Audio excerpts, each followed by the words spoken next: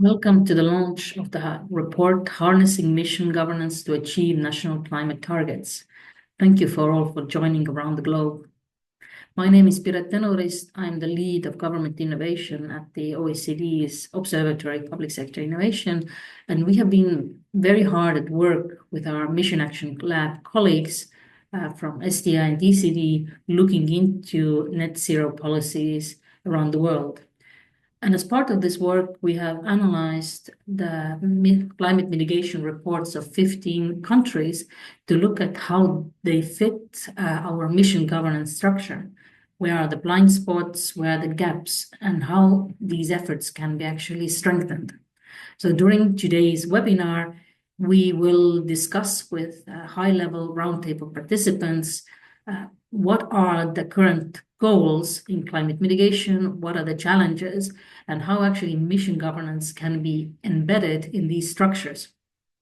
Then we will have a quick recap of the main points of the report that you can all find in your chat at the moment, linked. And then we will go into discussion with practitioners, so from members of climate councils and also mission managers, and talk to them about what could be made better in this system based on real-life case studies.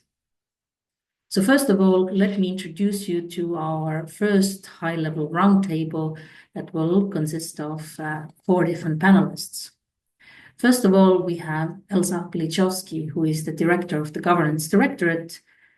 Then we will be joined by Joe Dindal, who is the director of the Environment Directorate at the OECD.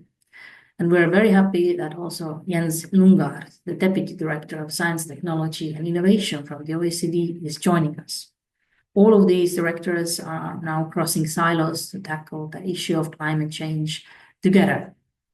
And we are very pleased to see also the International Climate Council's network and its head, Penn Rhodes, joining the panel.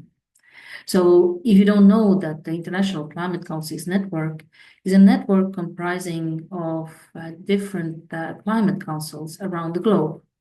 Climate councils are set up to advise governments and parliaments in terms of their climate policies. If they're part of the International Climate Council's network, then their key role is to look into the climate science and to advise on these points government officials. We have utilized the International Climate Council's network advice and also the reports of 15 countries' climate council reports to analyze this in our upcoming report. But let's turn to the panel. First of all, I would like to ask Joe, as the director of the Environment Directorate, what are the greatest challenges at the moment that the climate mitigation policies are facing?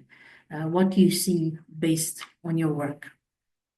We've seen clean energy markets expand significantly, first of all propelled by good government policies, but more recently they're really being driven by the market realities and market forces.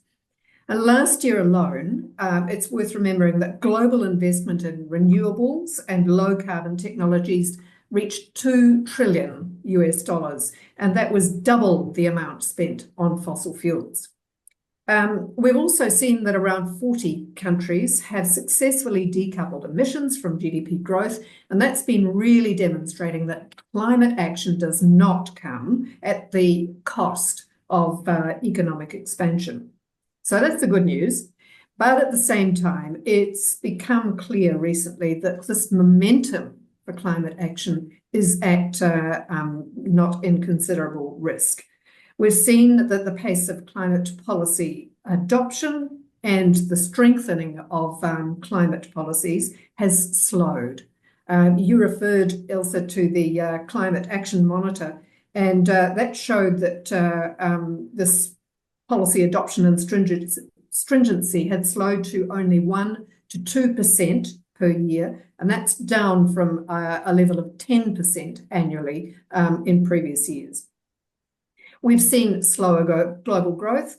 We're well aware of multiple geopolitical tensions, and rising public debt that are straining government budgets. And all of those are creating a challenge for climate action. I think we've also seen, it's hard for an issue to remain, the front page headline forever. We have started to see that government priorities are shifting and reflecting changes of administration. There's been pushback from some sectors, for example, agriculture here in Europe, creating risks of a bit of a vicious circle if you start to see both the public and political support dropping. And there's also a perception still that climate action may reduce economic opportunities, or that the net zero transition is not an investable one. So just to finish, I'll refer to a recently launched joint OECD-UNDP report on investing in climate for growth and development, because that turns these arguments on its head. We've come up with very clear evidence, economic evidence from the report, that stronger climate action doesn't hinder economic growth. In fact, it'll provide an economic boost. A projected net gain of 0.2% in global GDP by 2040, and beyond mid-century, if you factor in the avoided climate damages as a result of better climate policy action, it makes the case even more compelling, with up to 13% of GDP growth by 2100.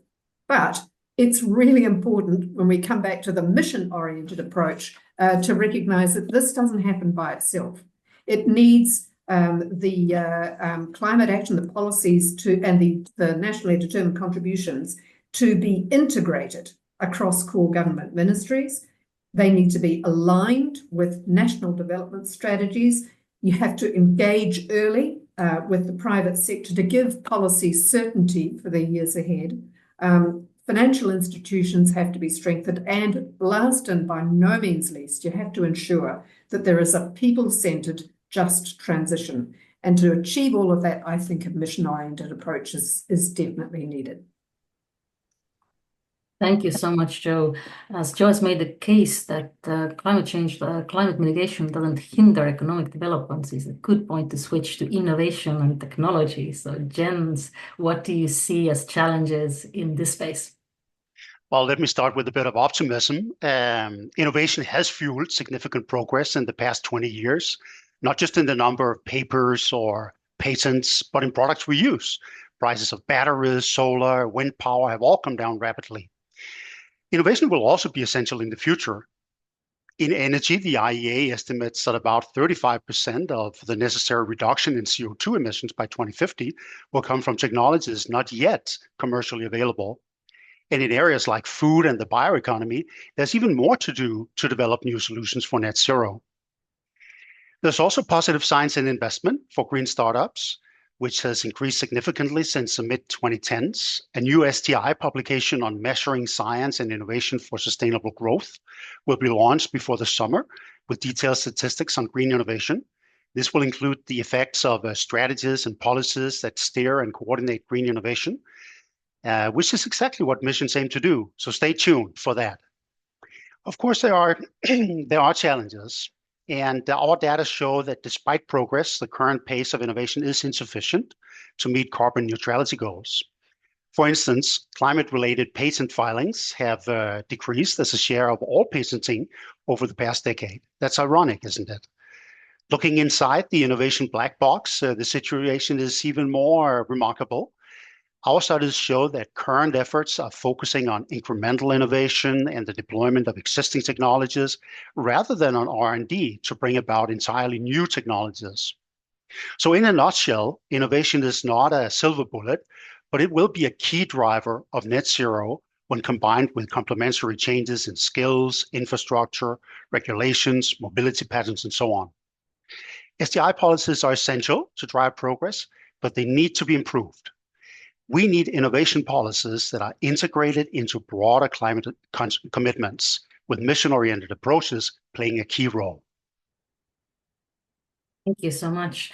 So OECD has been providing guidance and doing research in this area, but Ben, you are there in the weeds of things, in the practice. So what have you heard from the climate councils themselves working, advising national governments on climate mitigation? Thank you, Pere, and thank you so much for having me here. I'm delighted to be here as I think the ICCN and OECD have a shared interest in strengthening climate governance. I think in terms of the challenges and what we're hearing from our members is four things really. Polarization of climate change and climate policy. I think increasingly, we're all seeing climate change becoming more politicized. It's being painted as a left-wing issue rather than being based in scientific fact. And that is actually making progress on decarbonisation harder around the world. So we're starting to see the effects of this in our network in many different countries. And so part of our role is to protect our climate councils where the changing tides of politics are happening, and making sure that they can navigate those headwinds and kind of reiterate that they're grounded in evidence as independent advisors. I think the second thing, kind of responding a bit to Jens and Jo's comments, is on much progress has been made, I think, in decarbonising the power sector and other sectors as well. But the harder to abate sectors is obviously less has been done. I think Jo and Jens both mentioned agriculture and food, and actually this is something where our councils have said, the disconnect between the action they're seeing in their countries and what the IPCC say is the kind of potential emissions reduction in agriculture, land use and food is really large. And so our members' role is really to bridge that gap between the science and the policy implementation. So we've set up a working group to really prioritize sharing best practice on policies and implementation in that sector. Thirdly, weak governance, and I think, which is why I'm delighted in particular of the OECD's work on mission governance, because I think we're seeing inadequate channels in government to ensuring climate policy making is always informed by science, and it brings the public and stakeholders with them. And I think that our councils can play a role in doing that, and we can kind of explore a bit more later how they can play a part as part of a strong climate framework law with the right accountability mechanisms to ensure alignment with the Paris Agreement. And finally, I think a challenge which actually our councils help mitigate is the short time horizons of government policy. And due to short election cycles, it can mean policy flip-flops in the 4 to 5 year election cycle. And so we see councils as a key way ensuring policy making is consistent across long time horizons and staying above that cycle to keep countries focused and politically neutral and rooted in evidence. Thank you so much, Ben. As you've alluded as well, is that there is some governance changes that need to happen in governments as well to support this process. So as we're making a case for mission governance today and launching a new report, then Elsa, I have a question for you. So how does the concept of mission governance align with OECD's broader work on public administration reform? And how can this specifically on missions contribute to more effective and responsive governments in its entirety? Thank you very much, Pierrette. Indeed, we should make the case for mission governance, especially in the climate environment, because mission governance is actually a very powerful tool. First of all, because it establishes clear and measurable objectives that really anchor climate commitments within governments' strategic planning processes. And this really ensures that climate mitigation and adaptation objectives are prioritized at the highest institutional levels. They guide resource allocation and enable also stronger cross-sectoral coordination. So rather than working in isolated silos, ministries and public agencies can align their policies and actions more coherently around clearly defined climate missions. For example, we have a very clear example in the UK where they have embedded mission governance at the center of government through its dedicated Cabinet Committee on Climate Change that is chaired by the Prime Minister. And this really ensures unified action, unified direction, accountability, and also coordinated implementation across government departments. Second reason why mission governance is a very robust tool, it actually emphasizes building and strengthening the capabilities of public officials and institutions, very important in our context, because climate mitigation and adaptation strategies require technical expertise and also very much adaptive policymaking capabilities. So the report that we are launching today underscores the importance of investing in these administrative capacities, highlighting how effective climate governance demands skilled public servants who can handle complexities such as scenario forecasting, risk management, performance evaluation, etc. So mission-oriented frameworks facilitate these capacity building efforts, ensuring really public administrators have the necessary skills, data, and tools to really execute policies effectively. And here we have an example, Sweden's major mission-oriented initiative, which is called the Impact Innovation Programs, includes a specific accelerator function designed to really build public sector capacity, ensuring officials have the tools, the data, the skills to really successfully deliver the objectives of the mission. Third reason why mission governance is such a powerful tool, it really supports evidence-based decision-making by really integrating robust data and continuous learning into the governance process. Of course, public administrations often struggle to track the outcomes of climate policies with accuracy. And that, of course, weakens accountability and transparency to citizens and to society as a whole. So really by explicitly embedding principles of evaluation, experimentation, and iterative learning into the governance framework, governments can really more effectively measure progress, understand impacts, and adapt policies as needed. So our analysis really highlights the importance of robust data systems and regular assessment mechanisms, both critical to ensuring policies remain really responsive to changing circumstances and evidence. And here again, another example, Denmark's InnoMissions, the term used in Denmark, really explicitly integrates experimentation within mission portfolios, ensuring that policies are continuously refined based on evidence and learning. Lastly, mission governance really fosters stronger stakeholder engagement by promoting transparency and equity in climate action. Meaningful, we all know that engagement of diverse stakeholders, with business, civil society, local communities, citizens, is really essential for the legitimacy and long-term success of all climate actions. And mission governance incorporates participatory processes at its core, and really ensuring that policy decisions reflect broad societal interests. So by transparently involving stakeholders, public administrations can also build trust, enhance public support, and deliver climate mitigation efforts that are both effective and fair.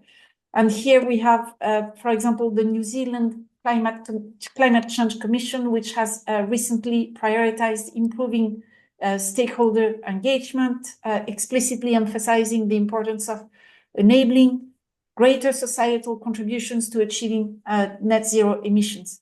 So, to conclude this point, the attributes of mission governance are integral to public governance reforms and to policy implementation. They help build institutional capacity, promote evidence-based policymaking, and ensure transparent stakeholder engagement, and manage also very complex trade-offs in today's world. So we think that mission governance can really, really enhance the ability of governments to deliver effective, equitable, and sustained climate mitigation outcomes. Thank you so much. Ben, how does the mission governance look from the perspective of international climate councils? Yeah, so I think I would agree with Elsa, and I think mission governance could greatly help focus on net zero and delivery in our member countries and across all countries. And it's absolutely right for wider areas of government to learn from the where missions have been effectively used, so more in the science, technology and innovation sector, and making that more commonplace across the whole climate policy framework. So sustained political engagement and political support are prerequisites for mission governance. And I think particularly important in climate governance, given the issues I mentioned of polarization, politicization. So I think bringing people with you and using the mission to do that is really, really important. And that's both public, but also industry, farmers, all of the people you need to bring with you. And I think another reason mission governance could help is there's obviously been a declining trust in institutions, and hopefully the kind of anchoring it around mission governance, and for climate councils in particular, leaning on their credibility, impartial and evidence base can hopefully help build some trust back in kind of the institutions within each country.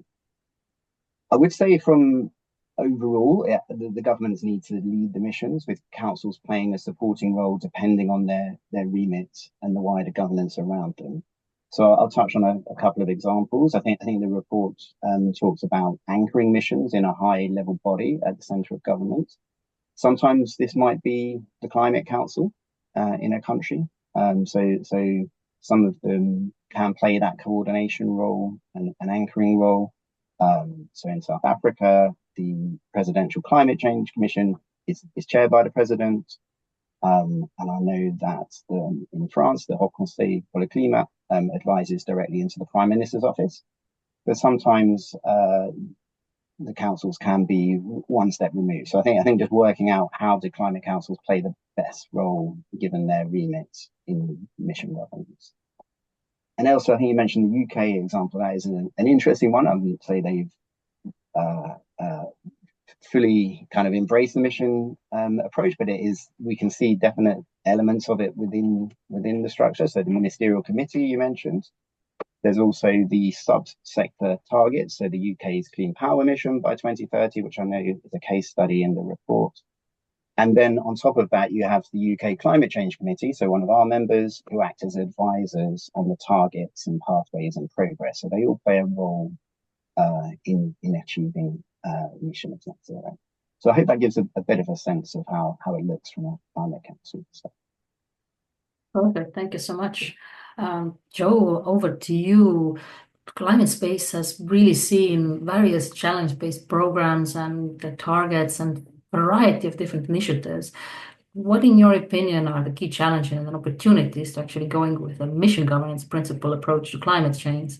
Would it make a difference, or what would kind of the options of making it work be? Yeah, look, thanks for that question. I'm going to echo, I think, a fair bit of what Elsa and Ben have already said.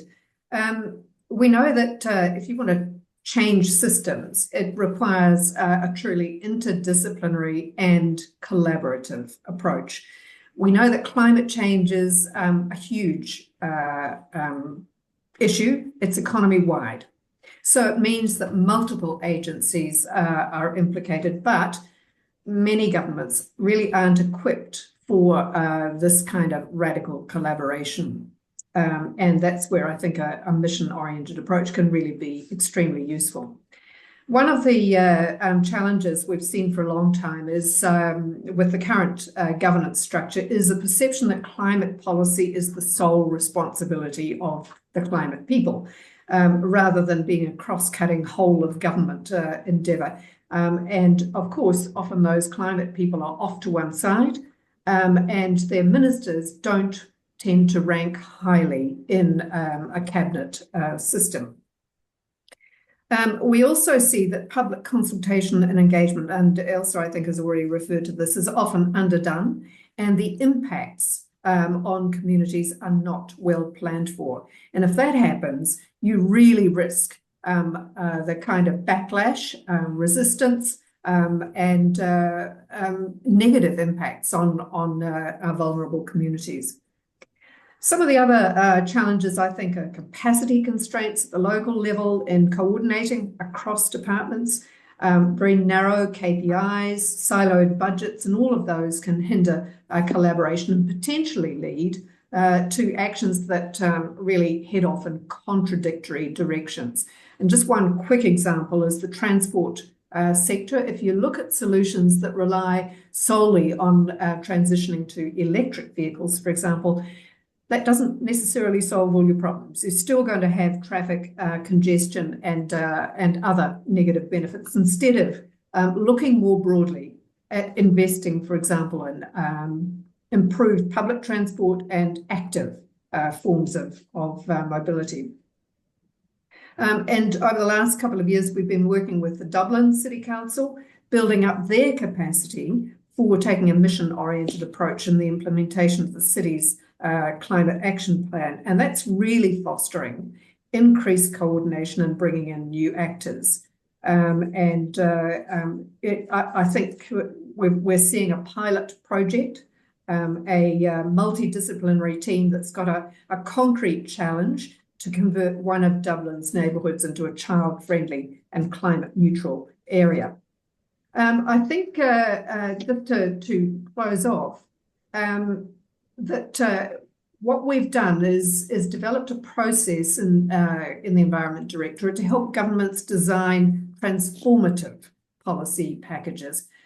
This builds on one of the key insights from systems thinking, that the results and patterns of behaviour observed in a system are not independent from, but rather caused by the system structure. So a big challenge is to adapt climate policy packages from being ones that try to reduce the harm from effectively current lifestyles or patterns of behaviour, turn them into packages that transform systems. We believe that policy packages designed to do that, transform systems, can lead to more effective policy packages and to synergies between emissions reduction efforts and achieving those co-benefits in terms of higher well-being, including health, safety, and equality. And my final thing is to say we believe so strongly in a mission-oriented approach. I'm delighted to announce that in the Environment Directorate is going to be joining the Mission Action Lab this year. And we really thank Gov, STI and DCD for welcoming us into it. I think it's going to really contribute to building evidence on how to use mission approaches in practice. Thank you. Thank you so much, and welcome to the Mission Action Lab as well. Your wealth of knowledge on system thinking and managing transitions is more than a welcome addition to the lab, and we really help and hope to help governments to actually support the implementation process and delivery of the missions on the ground. But let's go to Jens next, because missions are actually originating from the science, technology, and innovation domain.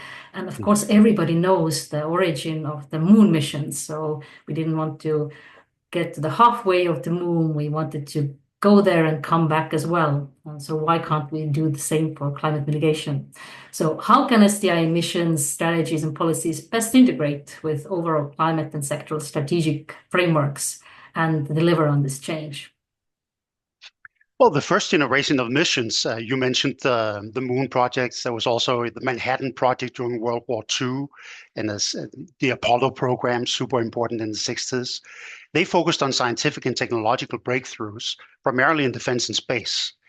But these remarkable achievements still stand at a little bit of a contrast to today's missions that are requiring fundamentally different approaches.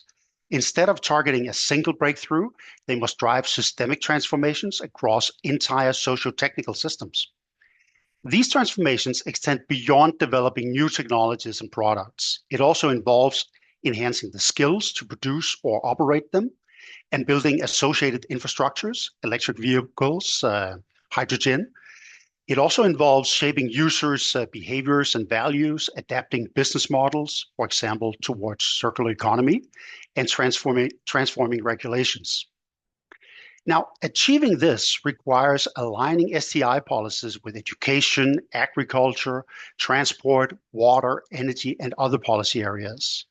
And for decades, we worked to break down silos between research, industry, and other authorities, leveraging innovation as a unifying tool. We've come some way, but more needs to be done, and silos persist, and climate goals demand even broader coordination. So in today's uncertain world, where public resources are scarce, such transformation must co-evolve and be consistent throughout the next 2 or 3 decades, up to 2050.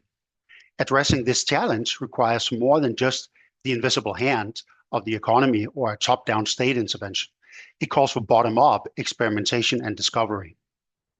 We need to engage public and private actors in setting common goals and strategic agendas across silos, align their plans and budgets towards these goals, and last but not least, allow cooperation for this purpose. So in short, orientation, coordination, and collective action are the 3 core functions of mission-oriented policies. Since 2019, the OECD has built an extensive evidence base by analyzing various mission-oriented policies. At last year's COP29, I was pleased to launch one of these reports, which examined the added value of mission-oriented innovation policies in helping countries reach the net zero targets, comparing that with traditional STI policies and leveraging a unique database of 101 net zero missions and 17 in-depth case studies. And our studies and data point in the same direction. Mission-oriented policies, including net zero missions, present a marked improvement over traditional STI policies. They do so by fostering ambitious cross-sectoral collaboration. Yet the current form of policies is not sufficient to scale up and deploy solutions at the magnitude needed to meet national net zero targets. So the study calls for better integration of mission-oriented policies into social, behavioral, and systemic changes to ensure uptake and adoption, a whole-of-government approach to align missions with the broader national climate strategies, and stronger engagement from private sector actors to leverage private sector investment and participation to scale and accelerate deployment. To foster collaboration between actors across multiple government agencies and sectors, we are now developing coordination scenarios of today's new generation of missions. Among these scenarios are, for example, the transfer or sharing of ownership of missions from STI authorities to sectoral authorities or to the center of government, or the formation of dedicated mission agencies that serve several ministries. Another option that is gaining momentum concerns leveraging regional and local missions, which can be a way to alleviate governance challenges and ensure stronger private stakeholder engagement. To help missions solve their challenge, we at the OECD, we also need to collaborate. And that's why I just finish up by giving a positive word of enthusiasm around the Mission Action Lab welcome environment. Welcome everyone who's part of that. Thank you.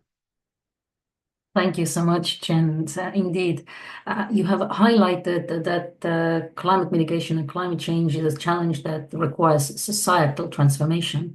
So who should be in charge of actually follow through of these missions specifically? So OECD specifically has looked at the role of centers of government in mission governance. ELSA, should centers of government have more pronounced role with the support of climate councils in setting and coordinating these missions? Yeah, well, listen, Pierre, centers of government have become more important in general in our complex world with many, intertwined policy issues. They are becoming more important. The institutions of centers of government have modernized. We know today, we have a few data. We know today that about 90% of centers of government across the OECD now take on the responsibility of prioritizing key objectives. This seems almost obvious today, but it was not the case even like 15, 20 years ago, not that clearly. Over half of them mandate line departments to develop strategic plans in cross-cutting areas, which is at the core of mission work, obviously, and about 70% report also an increase in coordination activities and about 80% an increase in responsibilities since 2019. So de facto, they have become more important because of their coordination role and their strategic role. They are, very well positioned to champion really integrated policies and also leverage their convening power across government to really align sectoral actions and connect technical missions with also cabinet level policy support, political support. And Joe mentioned the need to have, high level political support because ministers of environment tend not to be at the highest ranking in cabinet. And that's also one of the reasons why the centers of government have become so important, including for climate action. Thank you so much. So I'll turn to Ben now, because I have the confidence, because we have asked Ben's advice and the International Climate Council's advice several times over the course of writing this report. So I know you have read the report several times over. So how can the ICCN network leverage the finding of the report to support its members to strengthen climate action and foster greater collaboration? And how can OECD actually support your aims in improving climate governance through effective climate councils? So what could be our role in this? Yeah, thank you, Hira. Yeah, there's loads of great recommendations in the report. So really enjoyed participating and kind of reading through. And I know that many of our members have proactively engaged already. 15, I believe, have been interviewed as part of the report. I'm looking forward. Please stay for the next session with colleagues from South Africa, Ireland, and Denmark, where we'll discuss in more detail their reflections. I think for us, research like this is critical for zooming out and not just thinking about how we support individual councils build capacity, but think through how the councils relate to wider policy making and governance systems, as well as their engagement role. So I think we'll use the framework that you've developed to think through and advise, particularly new councils. So we are seeing many countries approach us either with either a climate law with a council to be set up soon, or they're already established, or there's a group of academics who are advocating to create one. So those particularly new ones, or ones where the climate framework law is being opened up, and there's an opportunity to strengthen the mandate of councils.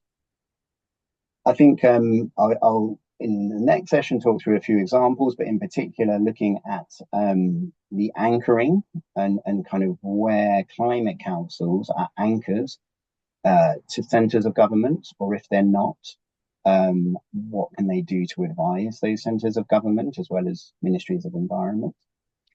Thinking through the horizontal and vertical coordination. So some councils already are very central. So for example, the South Korean government's embedded within the ministry. The South African is linked to the, is chaired by the president. So we kind of have that, some examples of that horizontal coordination of our councils.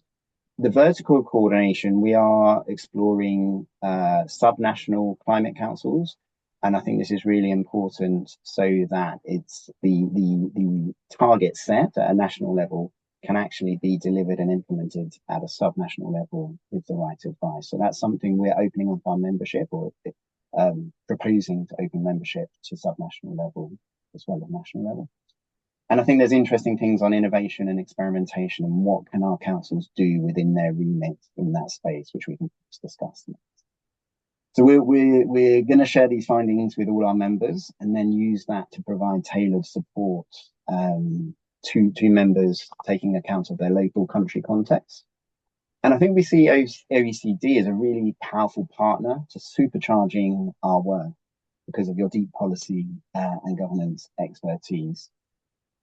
So, we're obviously going to use this research and we hope to kind of stay in touch and collaborate on future research of shared areas of interest and utilize the huge wealth of policy analysis and databases that we have. And also making the right connections. So yeah, I think hopefully people on the call now are aware of who we are and what we do. I think maybe Izzy can post again our link and you can kind of sign up to stay abreast of our things. But Joe, also, I wanted to thank you for introducing us or suggesting we approach the OECD's Inclusive Forum on Carbon Mitigation Approaches. I think making those connections within this space is going to be hugely valuable. So thank you very much. I'll stop there. Thank you so much, Pam, and thank you all panelists who have talked so passionately at the roundtable. There's many things to take forward for mission governance perspective, and as mentioned by Joe, we have outlined and made our partnership inside the OECD even more stronger by having these partnerships in the Mission Action Lab. So our goal is to also hold the climate change during these complex times as an important challenge ahead and put it also in terms of kind of political awareness at the top level, because we don't have to wait for the next climate disaster to actually put pressure and put attention on this topic. We need to invest in effective missions and furthermore effective mission governance to actually tackle this challenge head on, and we need long-term solutions for this as well.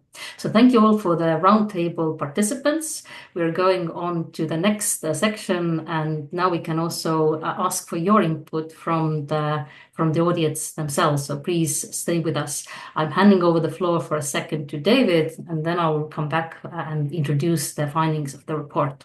Thank you again to all the panelists. And then I'll take over. Hello, everyone. Thank you for joining us today from through all over the world. It's great to see so much engagement. Very quickly, my name is David Jonathan, previously at the OECD and engaged and worked on this report, but now working at the Swedish Innovation Agency, which is called Vinnova.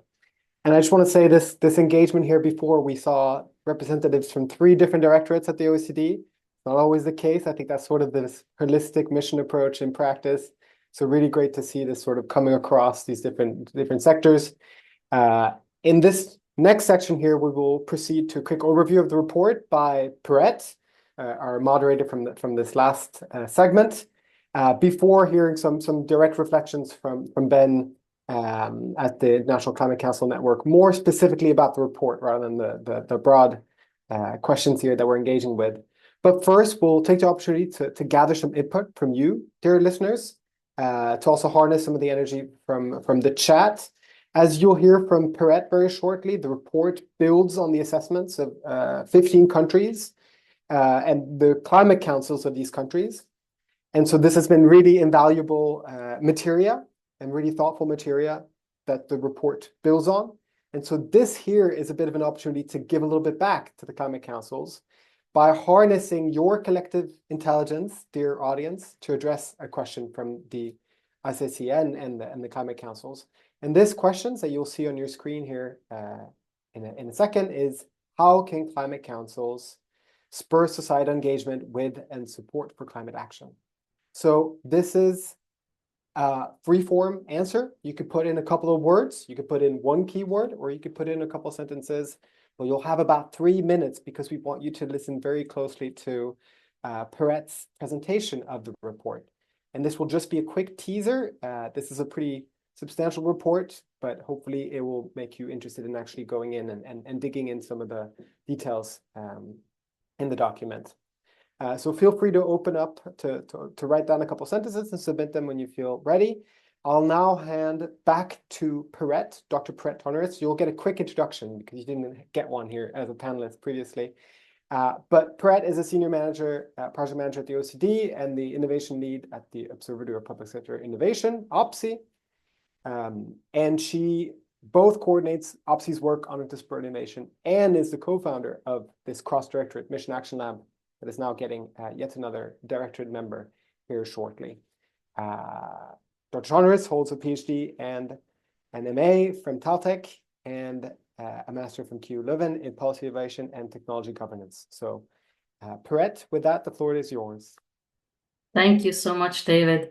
So while the poll is still ongoing, I'm going to give you a quick sneak peek into the into the report that we are launching today, you will have open access to it, to download it yourself as well. First and foremost, also big thanks to David and the other contributors that have really worked really hard to actually put this report together and go through all these different governance frameworks and initiatives in different countries. So what do we see in the kind of the mission governance space? That indeed governments play a pivotal role in achieving global climate targets, but we have a question that if the existing governance structures are actually adequate enough to achieve mission-oriented outcomes of the national climate targets. And this is fundamentally the issue. As Elsa mentioned, that we had the warmest year last year ever recorded. And even with the variety of different policy instruments, policy mixes, and commitments, it is still unclear that most of these commitments are not going to actually, Paris Agreement commitments are not going to be actually met. So the report explores that if actually integrating missions into these national climate mitigation commitments could be a way to assure that there's a significant change in how seriously this issue is actually taken. So, and we of course find it a way that mission-oriented approaches probably need to be better integrated into climate mitigation strategies, but potentially also the climate councils could have a stronger role in evaluating how kind of mission readiness in this space is assured and stress testing ongoing missions in terms of the delivery of those climate targets. We started off the report with two research questions. To what extent are mission-oriented approaches already adopted by national climate efforts, and where are the gaps? And how can countries better leverage these approaches to pursue those targets as hand? We did a very comprehensive comparative analysis. We analyzed, as mentioned, climate council assessment reports from 15 different countries, and we had a structured qualitative coding approach for those reports as well. And then we followed up with in-depth interviews with National Climate Council members and also experts in this field to actually see if we have missed something, to validate some of the findings and recommendations that we came up with. And of course, this field and these outcomes are dire because the difference between the ASEAN sector emissions as ASEAN targets is quite large. So we have most of the countries actually not reaching those targets at hand. Yet at the same time, we have plenty of countries that have net zero emissions or number of net zero emissions integrated into their frameworks. And this really, compared to the other graph before, raises the questions, are those missions at the moment or these kind of innovation missions, space missions actually doing their job in terms of climate mitigation and aspects of reaching actually the goals that are outlined in the Paris Agreement. And here we also saw that only very few countries, these specific missions or targets or commitments are made that we could actually call as missions. So we define missions as targeted, ambitious, and time-bound goals that are very specific. So, for example, all feed from farmed fisheries shall come from sustainable sources. It's an example that we use from Norway. They're very, very specific. So we furthermore do not aim to say that you should have a mission on kind of net zero economy or a broad mission on climate change overall, because that becomes paralyzing. But you have to have very specific missions below actually the targets and climate mitigation goals that you want to achieve, and then specific missions below that. And overall, you need to have a mission governance framework that actually allows you to take whole of government actions. So mission governance starts from the national climate targets, but you should then have specific sectoral missions below that, from sectoral climate targets and strategies, and specific missions, be it if the industry is connected or most problematic or agriculture or others, specific missions for those sectors at hand with real commitments of actually delivery. And then mission-oriented innovation policies and policies at large below that. And how to design then a kind of a mission-oriented approach that is effective, that actually allows you to deliver on the goals that you defined. So in a previous publication from the OECD, we have done quite extensive research with mission owners and experts around the world. And we have come up with a mission governance framework. And this has 5 different pillars, from structures, strategic orientation, coordination, execution, and resources. And we find that these perspectives below that are extremely important to actually designing an effective mission governance structure that you can put in place to actually deliver on the missions at hand. And often when these different elements below the 5 different pillars are missing, then we also see that the action is in reality lacking. And we use this mission-oriented governance approach to actually analyze the current practice of those climate mitigation plans. So we looked at how kind of different frameworks anchoring the mandates that are in place, for example, in the area of climate mitigation. So are there legal and institutional arrangement underwriting ambitions in place? So the climate frameworks laws provided by transparency, long-term perspective, be it from UK Climate Change Act or New Zealand's climate change response?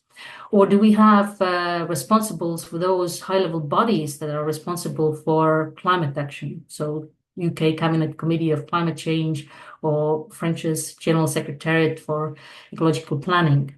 So are these mandates set clearly and the responsibilities and targets actually formalized? Because we see as well is that if there is no mission management team and secretariat responsible for the delivery, then the shared responsibility for those very complex and cross-sectoral challenges actually disappears.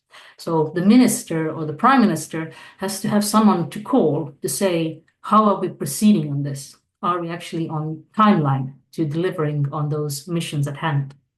On the strategic orientation, on direction setting for a mission, we see that there are roadmaps in place in different ways, but their connection to specific mission actions is somewhat broad. So, and of course, sustained political action across electoral cycles is problematic. But in some examples, for example, Canada's political consensus on climate targets or Sweden cross-sectoral approaches are a sign that we actually can design governance mechanisms to also tackle some of these sustained political support issues that we see from going from one government term to another. Then, of course, societal engagement and public participation is extremely important. We see different dialogue mechanisms in place and citizen councils being used in this space, but we can't see that is overall utilized across the board in different climate mitigation plans. So when it comes to mobilizing of collective action, then there are, of course, different coordination mechanisms to involve different government bodies in place. So French's General Secretariat for Ecological Planning, Sweden as well, all aim to do that, to align action across different horizontal bodies as well. We see also that in these very clear areas, vertical alignment of targets is important. And some are doing it better than others. Chile's Regional Climate Change Council is looking at specifically a vertical coordination of those targets and instruments. And in a kind of a problematic area, and I'll show you the kind of the overall encompassing findings table a little bit later, mobilization of communities, private sector, nonprofits is still an issue. So we have various initiatives across the board, from Swedish Fossil-Free Sweden initiative, where private actors and others are involved with actually planning for these climate targets. But the involvement and mobilization of those actions is not very systematic. So this also comes in when it comes to kind of crowding in resources. So crowding in resources from external actors is still a challenge in different countries. We look at in the mission space also the broad policy mix aspects. So does the mission or the different actors have access to comprehensive policy approaches and different instruments? So do we see different legal market creating instruments being used? So from New Zealand's agricultural emissions pricings to different skills development roles. So in this mission space, we actually see that whatever it takes, so in your specific country to design a mission that is impactful, you have to have different instruments at your pocket that are useful for actually delivering on the change at hand. And that may mean that you have to include different partners, be it regulatory partners or different funding partners to actually deliver on the mission at hand. Process integration, experimentation, flexibility, and capabilities, all critical topics to actually deliver on this area. One of the most lagging areas is, of course, experimentation, which we only saw in a couple of climate mitigation reports being mentioned as a specific area of interest. And when it comes to resources, and you can dig down into the examples from the report itself, is that ensuring long-term commitment is, of course, at the moment, one of the most challenging issues. When new topics or new challenges, geopolitical issues arise, then those commitments might change. But yet you can also build that into your mission governance approach. You also have, for example, Germany's climate action program or otherwise that put those commitments into real-life resources. Private investment, of course, is problematic. So to do it in a kind of a systematic and coherent manner, you have to also ensure investor confidence and kind of instill confidence and trust in economic policies, which might be challenging during this area. And also shaping markets on terms of climate goals, from Denmark's carbon tax on agriculture or UK's zero emission vehicle measures. So all of these become extremely important. And when we look at actually the findings of this mission design, governance design elements, then we see that the climate councils and its climate mitigation frameworks are good at some of the things, that they have actually been able to provide framework anchoring of these problems. They have even provided roadmaps to deliver those, and often have access to very broad policy mixes. Yet it is questionable the scale and the scope of those initiatives, but do they actually match in reality the challenge at hand? Public funding, at least in different countries, investing in this area and have climate councils is also relatively okay.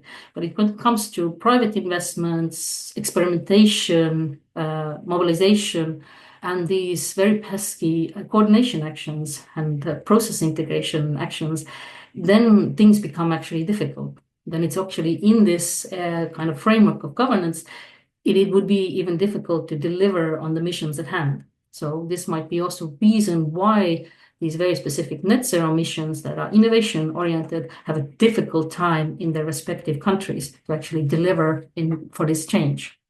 So in sum, with the report, with the examples outlined there, is that we make a really big case to integrate mission governance principles into national climate efforts, that it becomes systematic and concrete, and to develop targeted missions to address specific sub-targets below that there is clear commitment with timelines through those missions, that we actually know that we're able to fulfill and achieve the goals at hand.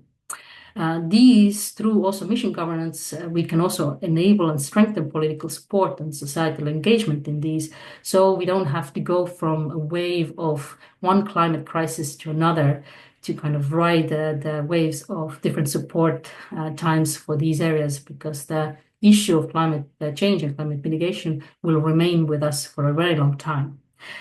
Furthermore, we also encourage to enhance innovation and experimentation in climate policy and integrate it better into the current actions. So this is all from me at the moment, and we'll go for the practitioners themselves to actually tackle these issues. Over to you, David. Thank you, Perrette, for that overview of a lot of materials.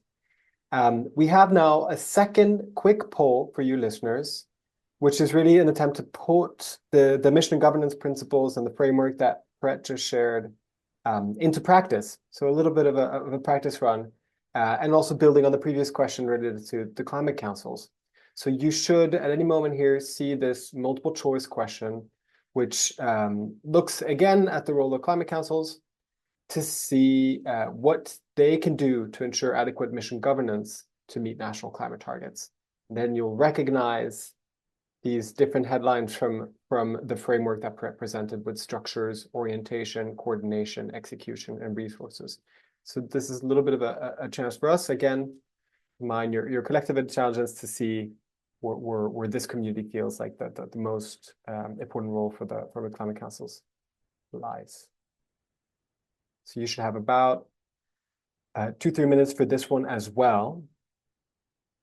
And while you do that, I'll ask Ben to join us here to give just a quick base now on the material. You, of course, gave your point of view here in the introduction, but I think more specifically on these sort of results from this report, which I should mention again is all built on the good work of the climate councils and their holistic overviews, assessments of their national countries' progress.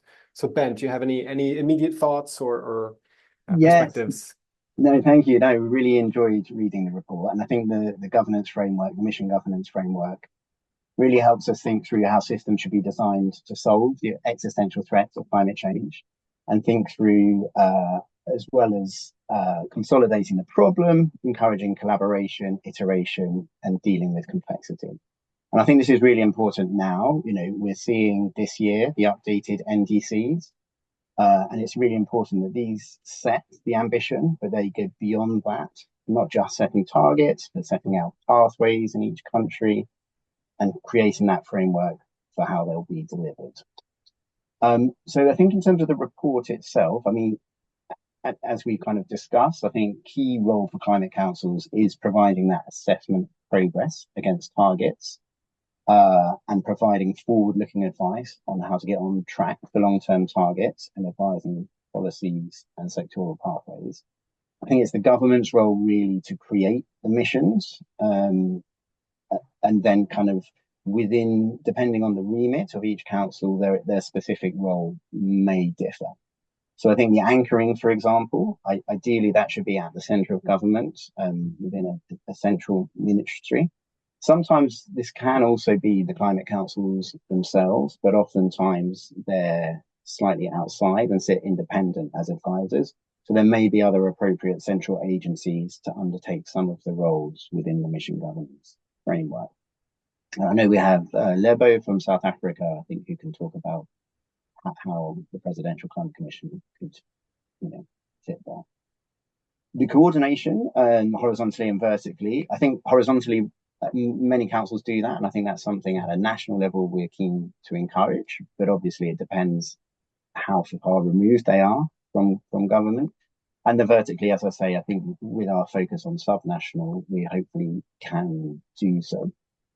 One specific suggestion in the report is having a provision to update a climate framework law, stipulating periodic reviews. I think that's a good idea from a democratic perspective, and to improve the mandates and functioning.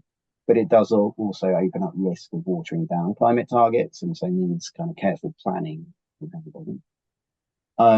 I think the engagement is fundamental to achieving emissions, and I think we can see councils play a key role in this. In Sweden, I know that colleagues undertook a large deliberative dialogue with the agricultural sector, and all of the different stakeholders last year, which helped kind of provide rounded advice to government, which was credible and trusted. And I know that the UK has run citizen panels to get that advice into their 7 carbon budget. And in South Africa, they've been running engagement on the NDCs itself with a wide range of stakeholders. I think 2 areas within the report where it may be tricky for councils to take a leading role. I think the mobilization, there's some things they can do, but as advisors, this is more implementation. So they won't be perhaps central to that. I think the innovation and experimentation, I can see that's a gap flagged in the report. And I fully agree, more is needed in this space. It might not always be climate councils who are best placed. It might be difficult for them to pilot policies, for example, given they're not policymakers, they're kind of expert advisors, and often they're constrained resources. But they might be able to kind of offer pilots via models or testing reactions via citizen panels to kind of support government's missions. So yeah, really excited to work continually with the OECD to promote the framework. Really looking forward to hearing from countries now. And I think we'll be reflect on how we can adapt this. We'll be having a governance day at London Climate Action Week You can find details of London Climate Action Week online, which will be kind of international facing. And we look forward to kind of continuing discussion throughout the year.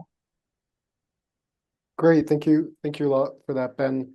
And I think it also sort of highlights the sort of interplay here of the really important role of the councils to sort of give a holistic assessment, and then, which is in many ways not a pretty rare thing, that we have this sort of comparative material across all these countries trying to work towards these same targets. So there's just a huge amount of potential for cross-learning, and it's really great to see that there is this sort of network that you represent as well to bring this together. So I think this really sets us up for this last item of our agenda today, which is a policymakers panel. So we have 4 eminent panelists who will discuss and help us think through the sort of practical implications of the report in more detail, and also look to the future. So consider what's in store for this intersection of emission policy and climate policy, which we think are very important. So I'll introduce our 4 panelists. So first of all, we have Lebohang Mulaisi, who is the executive manager responsible for policy and research at South Africa's Presidential Climate Commission. Lebohang has previously served both as commissioner representing Labour and as chief operating officer in the Secretariat, so a real breadth of experience working with the Climate Council. And also has extensive background working with labor issues. So I think that's something that I know Elsa brought up, the sort of human factor in the introduction. So hopefully we'll be able to touch and mine that expertise. Also from the sort of the Climate Council perspective, George Hussey, who serves as the Secretary Manager of Ireland's Climate Change Advisory Council since 2021. George has extensive background from working on the topic of climate change in both private and public sectors, including the Central Statistics Office and the Department of Environment, and was a long-standing delegate to the FCCC. So also, I think a lot of great perspectives that we'll hopefully touch upon in our conversation. Sidsel Hugard is also joining us, the head of missions at the Innovation Fund Denmark, which is Denmark's fund for strategic research and innovation. So bringing really this sort of practical, mission-oriented approach in practice. Sidsel has a variety of roles at the Innovation Fund.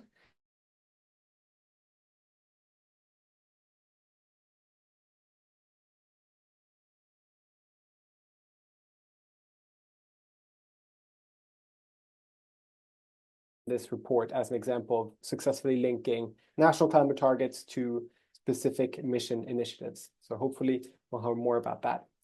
Finally, but not least, Philippe Larue, a senior policy analyst at the OECD Directorate for Science, Technology and Innovation, and a founding partner of the OECD Mission Action Lab. At the OECD, Philippe leads several activities related to research and innovation governance and policy for sustainability transitions, and has written extensively about mission-oriented innovation policies. Most recently, and for our purposes here today, most notably, a recent report on mission-oriented policies for net zero. And the report we have today, perfect with the background there, point to it, is really sort of the basis also for this report we're launching today. So we think of them as a little bit as sort of sister report. So the Philippe's report looking at the actual innovation programs working with missions, and then this report looking at the national targets and seeing how these initiatives can fit into a more holistic approach.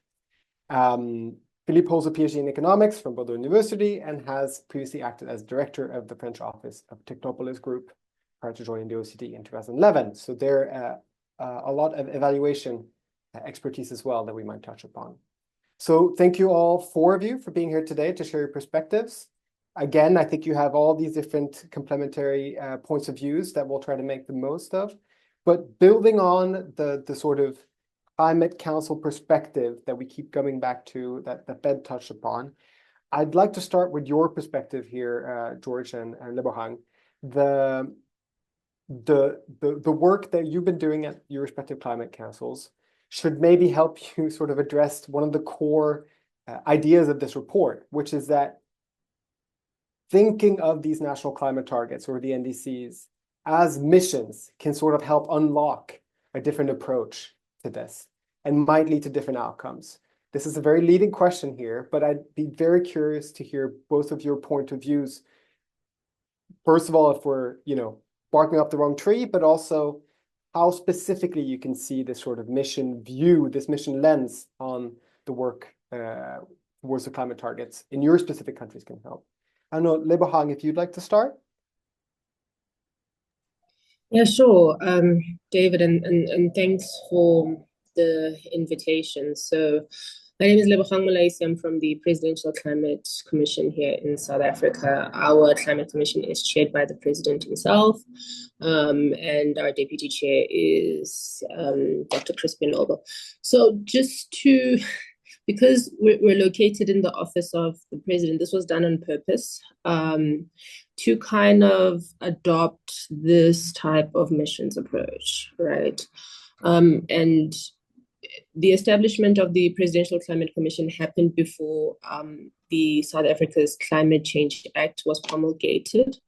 And really what the intention was, or the realization was, is that, if you were to leave something like a nationally determined contributions to just a Department of Environment, to run with, to develop, and to try to implement, you wouldn't get great traction, because there would be an attempt to look at it as just an environmental sort of policy initiative, and it wouldn't get the broad alignment that's required across various government departments and aligning it to different policies in different sectors. So this mission approach and this mission lens is quite key, especially now that we're moving into the development of our nationally determined contributions, updating it from the submissions that we would have made in 2021. And South Africa has followed an in-depth consultation process with stakeholders. So we're talking about the youth, we're talking about local government, faith-based sectors, workers, as well as just various other stakeholders. And what kept on coming back as a response around the need for greater collaborations across departments, and not just across different departments, but at various spheres of government as well. So what you'd find is that climate policy at a national level will say one thing, but then at a provincial and local level would be contradictory, actually. So this was causing, chaos in the system, because we didn't have clear vision, we didn't have clear direction, and this type of missions approach then helps us to provide that type of unifying goal that goes beyond just piecemeal policies and aligns government agencies, businesses, and societies towards shared objectives. And this is what we're picking up a lot in our engagements, particularly on the national determined contributions. And this is why the setting up of the Presidential Climate Commission for South Africa was so key, because then we get to adopt a more systematic and cross-sectoral approach. Because we're getting into the sphere of our work where we realize that climate challenges are interconnected, spanning various sectors. And if we don't align ourselves to clear visions and clear goals that are aligned to our national determined contributions, we run the risk of being uncompetitive as a country, but also just missing out on just doing what we need to do in terms of meeting our climate goals. So that's been our experience here in South Africa. We're learning a lot from mobilizing stakeholders and hearing their inputs. So when we provide our recommendations to the president, we'll be making greater emphasis on the need to put resources towards this missions approach, because this must be embedded in broader policy making across the board and must be embedded in our industrial policy more broadly. So that's just been at a very high level what the experience has been here in South Africa. So I think you touched upon this sort of idea of anchoring, which is one of the sections in the report and the framework, and being at the center of government you present here as a strength for that, which I think we're seeing its anchoring level being in sort of different structures in different countries. But it might not open all the doors and lead to all the solutions. Are there sort of specific governance challenges that you come across? There's been a lot of challenges.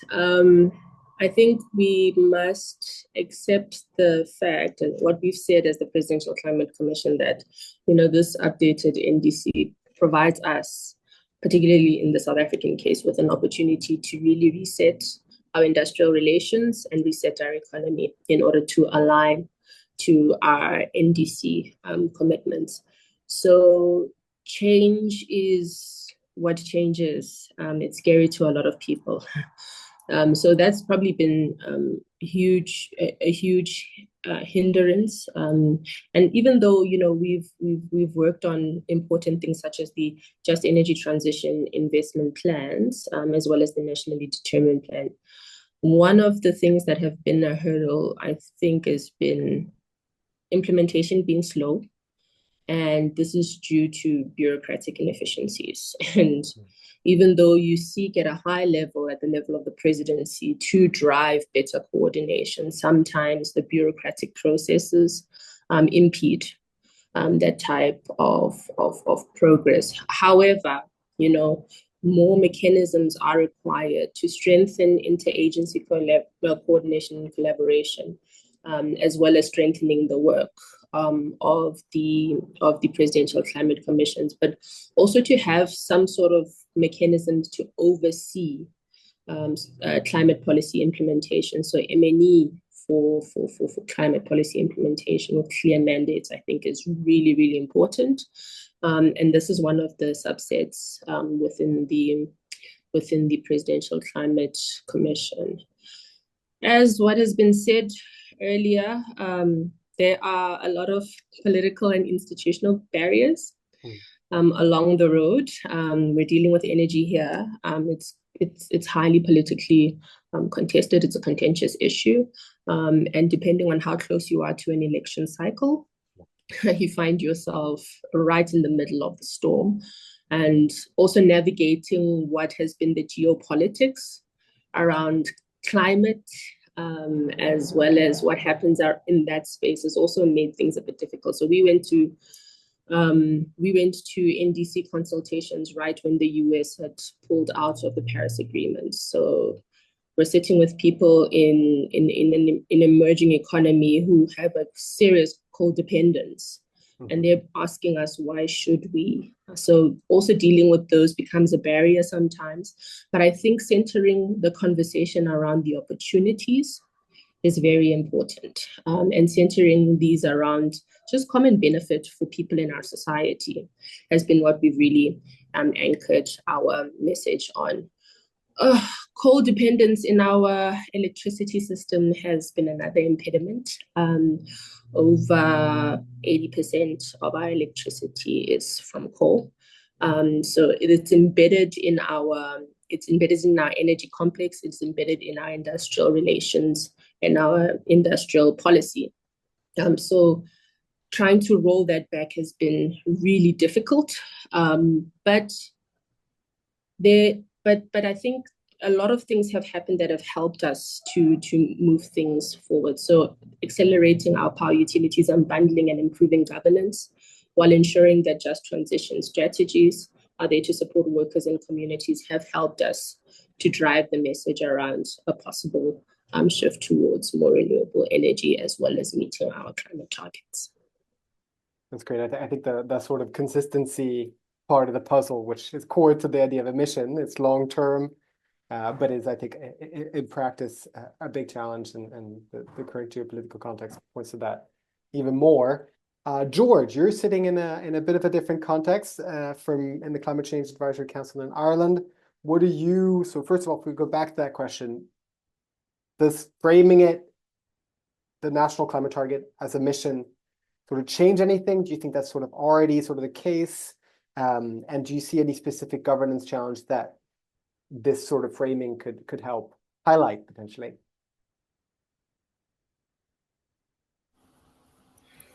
Hi, David. Hi, good afternoon, everybody.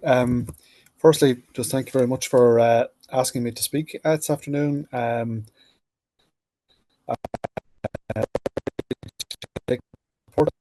It's really thought-provoking, so thank you very much for getting us involved.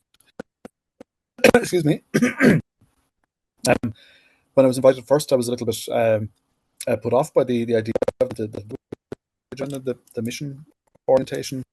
But the longer I read the report and the longer I did it, most of it. Just wanted to check, George. I'm hearing a lot of the sound is hacking quite a bit. And I don't know if there's a way for you to improve the bandwidth, but we're having a very hard time hearing you. So I just try without the video. I'm not sure if that's any better. Much better, much better. Perfect. Okay, all right. Quick solution finding. Great. Okay, sorry about that, folks. Yeah, so look, I don't really know if I ought to repeat myself, but basically just thank you very much, in David, for getting us involved here. For me, it's been quite rewarding. The few hours of the last week or two when I've been able to snatch some time from other activities to have a proper look at the report. It's really, really useful. One of the things that I came across just whilst doing that was that the program for the last but one program for government that we had in Ireland, all of the different aspects of it were framed using the mission style language. And as somebody has already mentioned earlier, there's also work going on between the OECD and Dublin City Council, which we're very interested in hearing about.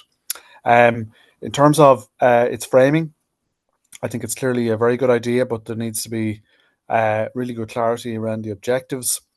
In other words, the rules of the game. In Ireland, we've had a significant advance over the last decade or so in terms of how we view our national objective in terms of climate. So that's a very important part of ensuring progress and ensuring success. Having said that, we haven't entirely reached the end of the road in terms of a total, an absolute definition of the entirety of the objectives here. So that's work still to be done, and a lot of EU countries that are within the ICCN and without, I guess, we also have the slightly difficult situation of trying to deal with their own national ambitions and EU legislation as well at the same time. So that's just a slightly complicating factor, but it doesn't get in the way of using the mission governance as a binding framework or a guiding framework, I mean to say. Will it lead to better outcomes? I mean, I think it will if well applied across all its elements. And governments need to acknowledge the breadth and depth of the climate challenge and really embrace the challenge with that kind of a mindset. So anchoring one of the points that's come up again and again has to be really, really strong. Like there has to be very, very visible leadership from the political and the administrative centre. And in fairness, I would have to say that there has to be quite a bit of change in that respect in terms of how I've sort of personally felt the impact of climate policy and how it's developed in Ireland. So I think that's something we've definitely moved on quite a bit on. So yeah, that's probably my in terms of anything else, David. Sorry. So you're still breaking up a bit now and then. So I think I caught the sort of core ideas, but I think we'll have to move on also in the interest of time here. But I think one thing that you touched upon, George, and thank you for bringing that up, is the sort of multi-level challenge of these conversations, right? There's not just the national level, it's also at the local level. There's all these different, even in the presentation that Brett shared, you had this idea of the broad missions at the national level, but you still have sectoral challenges that you need to address. And so I think that sort of, we talk about missions, but it's really multiple sort of missions. You can have both this big national North Star of reaching the climate target, but then you do need, in the sort of mission approach, to think of them as more specific, concrete sub-targets that can be addressed. And that is the model, in part, that you have approached and taken, Sidsel, in Denmark with the inner missions, where you have had this sort of thinking about what are the national sort of priorities and challenges and also strength that we can harness through missions. So maybe Sidsel, you could tell us a little bit about your experiences with missions and how that sort of link that isn't that clear in all the national context about the national targets and the specific sort of sectoral missions. Yes, sure. So first of all, thank you for having me here. I definitely agree that missions are a powerful tool. I also think that it's very difficult to do in practice, and that it's done in a lot of different ways across the world. I also think these kind of conversations are very useful, since we all need to learn. It takes a lot of time to implement a new way of working, and we are all trying our best. So thank you for inviting me, and I'll tell a little bit about how we have done it in Denmark. I think it's done very differently from what we have just heard, and that's just one of the ways that we are doing it in Denmark. So just to put it into context, Innovation Fund Denmark, where I work, is the main investor or grant giver for the 4 Danish green mission partnerships that we call InnoMissions. And Innovation Fund Denmark is the Danish National Agency for Strategic Research and Innovation, which also means that the 4 InnoMission partnerships are mainly research and innovation partnerships, managing a strategic portfolio of research and innovation projects towards the missions, you could say. And a little bit about the history. So it was a political decision back in 2020 to establish the 4 green missions, and it had 2 main reasons. The first and the most important was the Danish Climate Act and the national climate targets. That's what we are talking mainly about today. The second reason was an evaluation of the Danish research and innovation system from the same year, 2019, that pointed out that the Danish system lacked direction and cohesion. So this resulted in a political decision to establish 4 green missions within 4 different areas. Carbon capture, use and storage was the first one, green fuels the second one, climate and eco-friendly agriculture and food production was the third, and the last one was circular economy with a focus on plastics and textiles. So each of the 4 missions was to contribute to reach the Danish climate goals, but also to increase Danish competitiveness within the field. So here we have the aim to combine both climate actions and economic growth that we touched upon earlier in this conversation. And each of the missions was selected because of its green potential, but also based on Danish fields of expertise, you could say. And back in 2021, Innovation Fund Denmark was assigned the task to launch a mission program and to establish mission partnerships within each area. And we did that in a 2-phase application process. So we have to do it as an application process since we are a funding agency. So in the first phase, we asked the ecosystem actors to develop roadmaps for the mission area, so mainly research and innovation roadmaps. And in the second phase, we asked the actors to establish partnerships that could implement the roadmaps. And this resulted in 4 mission partnerships, 1 for each area.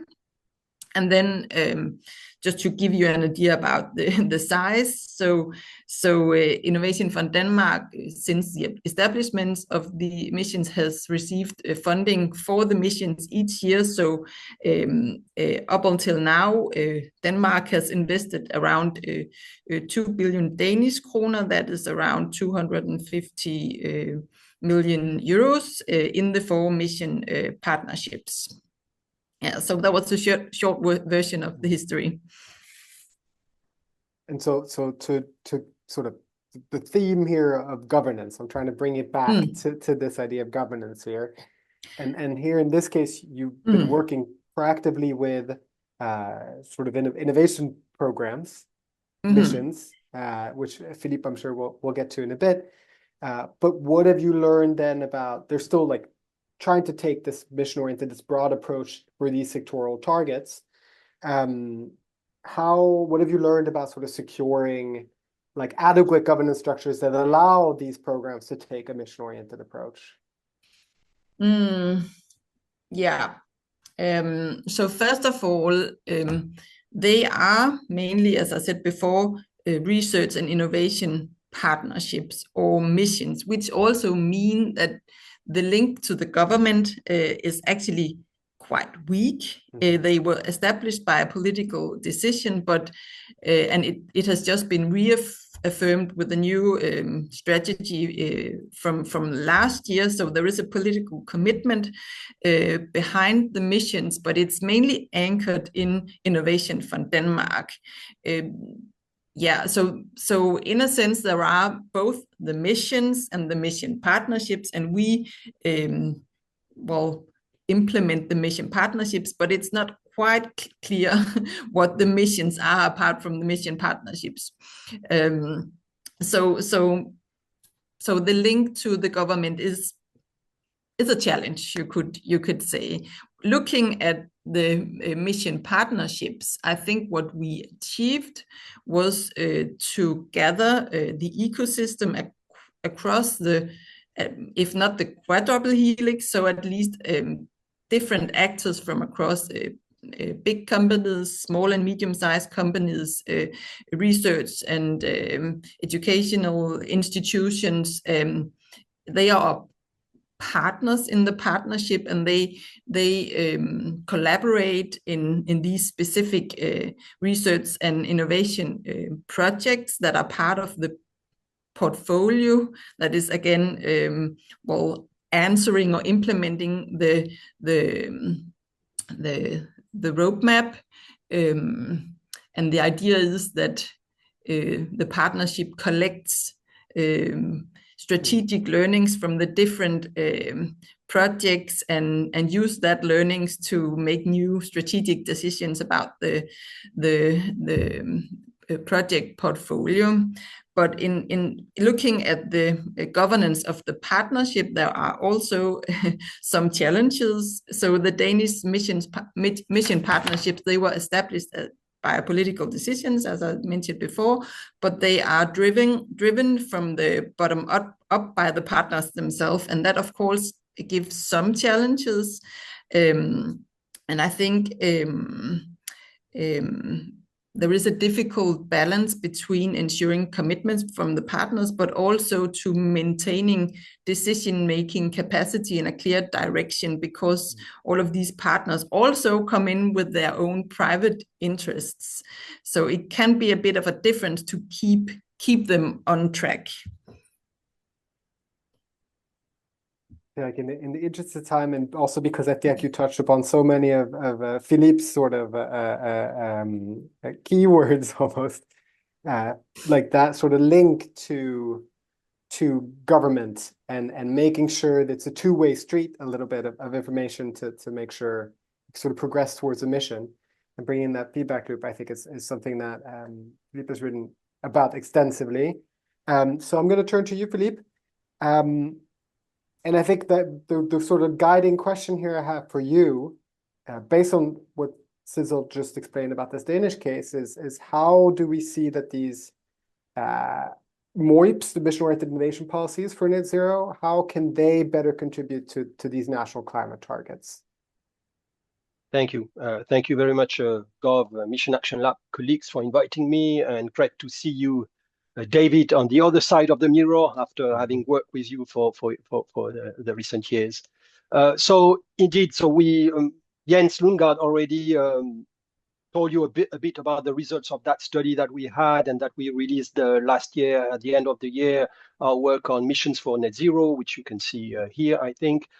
So just to sum up a little bit what we found, as Jens said, many progresses compared to traditional STI governance and policy frameworks. So lots of progress and added value of this mission approach. Still, as you understood, we found also that they were still confronted with many challenges and hurdles. And to summarize it, we can say that basically what we found is that those missions, those that we've been looking at, are still very much what we would call innovation mission, which means that they are not yet those transition or transformative missions that they were meant to be and that we would like them to become, which means that they would become this type of institutional organizational vehicle for collective action to address in some kind of all hands on deck approach a specific societal challenge that they would have chosen together and translated into a strategic agenda.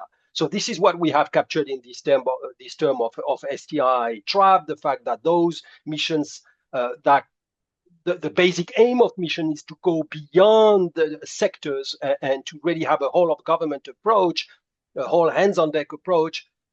They are still led by research STI authorities, science, technology, and innovation authorities, research and innovation ministries, agencies. They still sitting there, but which is not that much of a problem in itself. But the problem is that when we look at exactly who is committing resources to the mission, who is putting its instruments, its interventions at the service of the mission, it's still very much the STI instruments, subsidies, etc., etc. And we don't see that yet. We don't see the broad policy mix that would help realize the mission. Basically, we see that there is a mismatch between the goal of the mission, the targets, the strategic agenda, the theory of change. There is a mismatch between that and what they really do when you look at where the money goes and what type of instruments is mobilized to support. So that's really the STI trap. So they need to access other types of public interventions and funding streams, including public support for regulatory change, skill development, economic incentives, and scale up. Again, you've seen that if you read the Mission Action Lab publication, that's really the core of what we say is that there is a theory of change. The mission is not on targets. Usually people focus too much on targets. There is also the whole theory of change that would bring us from where we are to realizing those targets. And that theory of change should be really the reference point to really mobilize all the people, all the funding streams, all the interventions that are needed. So those, to say that there are those missions that have been initiated, that have been nurtured by the STI public authorities in the different Vinovas and Innovation Fund Denmark of the world, they now have a hard time going beyond that.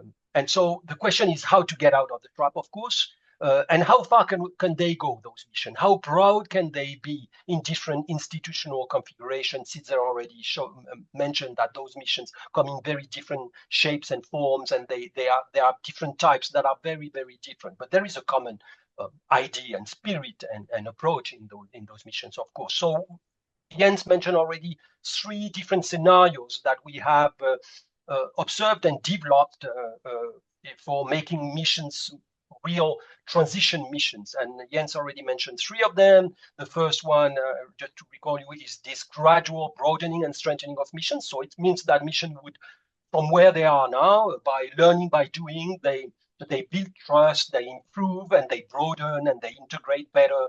So they become slowly, gradually, those transition missions by broadening and learning. The second one is this transfer of mission leadership from STI to the challenge owners, water, climate, environment, different, the transport, etc. Here you can, of course, understand how sensitive this is. There is still issues of political turf, if we can put it that way, competition for budget, and it's really complicated to transfer or even sometimes share competencies and share leadership on some big programs. The third one is the missions that could be led by dedicated mission agencies that would report to several ministries. This is not just a dream that happens. If you look, for instance, at Research Council of Norway, it's an agency with a broad remit, and they, I think, report to something like more than 15 different ministries. So we could imagine that those different ministries come up, try to develop together a program, a theory of a mission, which would then be the agency, an agency or agencies, cooperation between agencies could try to implement the mission. Let me add two more of those pathways or scenarios for making innovation mission real transition mission. Missions can be led by center of government bodies, such, of course, of the Prime Minister Office or a powerful transition committee. This is what we call the elevating mission option. And here, of course, we come very close to climate policy missions by elevating missions to having too much directly being led by center of government and having a broad remit that can be climate agenda. And there are already a few existing missions like that, like in France or in Japan. But of course, they still remain, in most cases, even then, they still are rather innovation driven. One key issue that we see in those missions is that how can you have those centralized missions still ensure the buy-in from the different sectors? Missions are really a question of balance. Citzel already mentioned the balance between commitment and directionality. There are plenty of balance in missions. Every time you improve something, there is something that is going decreasing somewhere. So it's how can you make that happen? It's complicated. And the last one is something that we see more and more now is those what we call regional, local, or sometimes people call it micro missions. So those missions that are operated at regional level and having a smaller scale of missions is considered sometimes better to achieve this integration across all silos. When we see, for instance, the city climate contracts in Europe, that is very, very interesting. The question we are asking is to what extent could we do that also at national level, having maybe a new types of social contracts around climate at national level. The role of the Mission Action Lab, of course, is to keep on working on those scenarios, doing interviews, analyzing the different missions, and trying to see how those different scenarios can be governed and implemented. Thank you very much, David. Thank you, Philippe. And as you can tell, Philippe there's a lot to go. If you read the reports, if you Google what's written right behind him there, there's a breadth of material to look through and in-depth analysis about this. I think one of the core sort of points about this report is bridging together the climate policy conversation with the mission policy conversation. I think this panel, all four of you panelists have helped do that here today, sort of bring in these experiences and cross learnings, which are not sufficient. And I think it really, based on this conversation and on the work and this report, there's a sense that this is actually just the start of a conversation.